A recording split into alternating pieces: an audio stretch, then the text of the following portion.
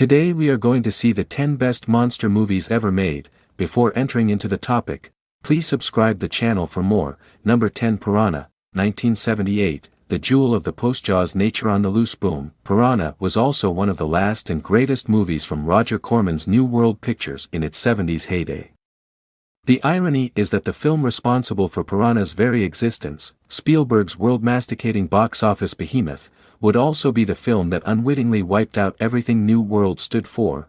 Once the B-movie had become the new A-movie, there'd be less and less room for the kind of madcap invention and subversive undertow that Joe Dante and writer John Sayles packed into this giddy, grisly little fish story.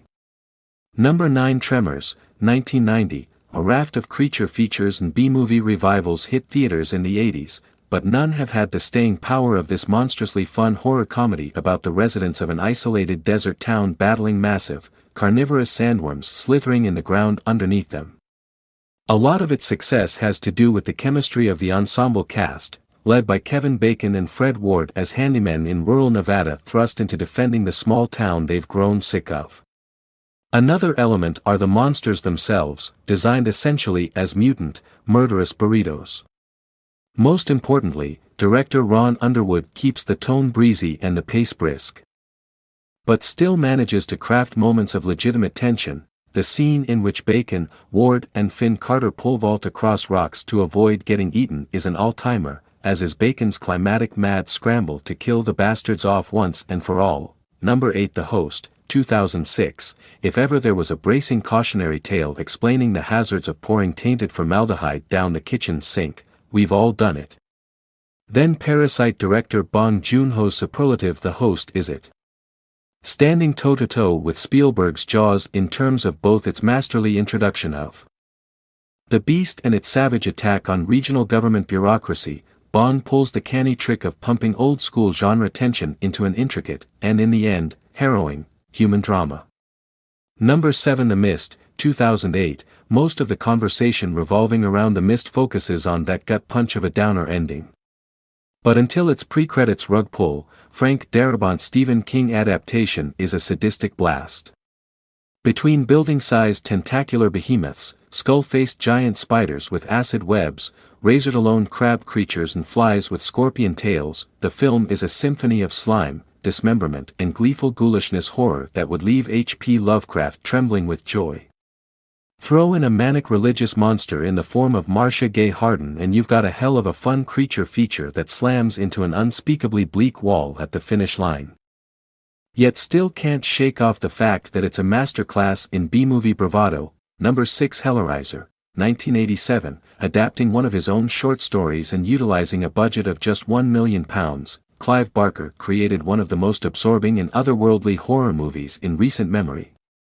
Balanced somewhere between quipping slasher icons like Freddy Krueger and the horror from beyond ickiness of H.P. Lovecraft, but with an SM aesthetic all their own, the Cenobites remain some of horror cinema's most memorable and unnerving creations. Barker would try the same trick again with his bigger budget follow-up Nightbreed, with diminishing returns. Number 5, A Quiet Place, 2018, a truly successful monster movie can frighten audiences without giving you many clear glimpses of the monster itself. A Quiet Place doesn't exactly hide the extraterrestrial beasts tormenting John Krasinski, Emily Blunt and family, but if we're being honest, most viewers couldn't describe them from memory. If you're struggling, they're basically fleshy, toothy insectoid alien things from the Cloverfield genus. But Krasinski, as director, does such an effective job of ratcheting up the tension via the film's central conceit, the creatures hunt by sound, making complete silence imperative for survival, that it hardly matters if we actually see them at all. Number 4, Slither, 2006, a throwback to the throwback B-movie boom of the 1980s. James Gunn's copy of a copy probably shouldn't work as well as it does. But it's clear the future Guardians of the Galaxy director knows his reference material on an intimate level.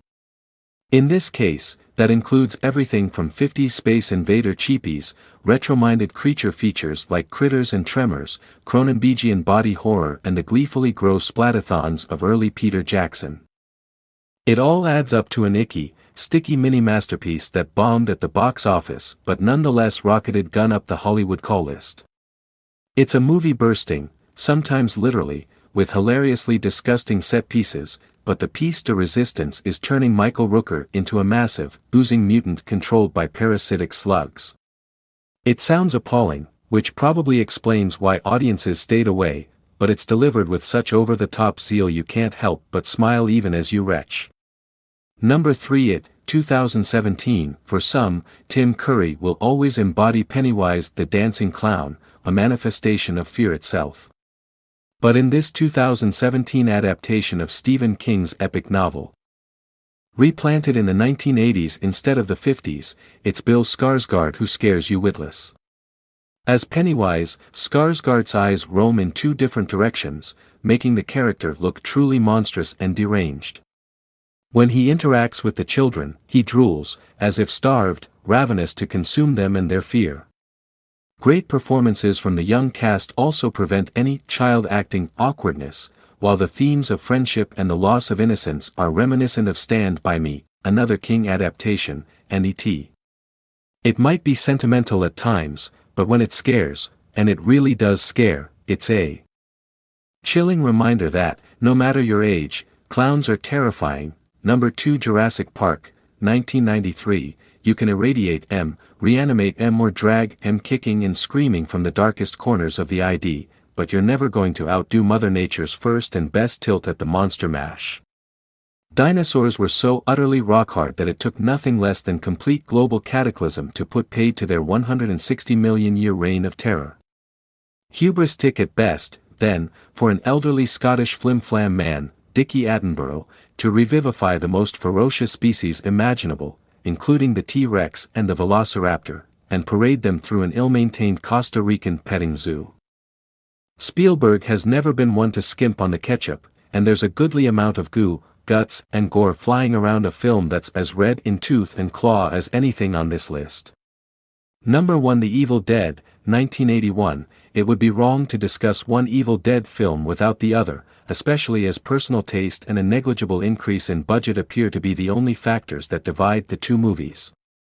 Both tell the comic book tale of slubbish wage slave Ash, the inimitable Bruce Campbell, and his blood-splashed battle with a tranche of accidentally awoken Kandarian demons who want nothing more than to swallow his soul.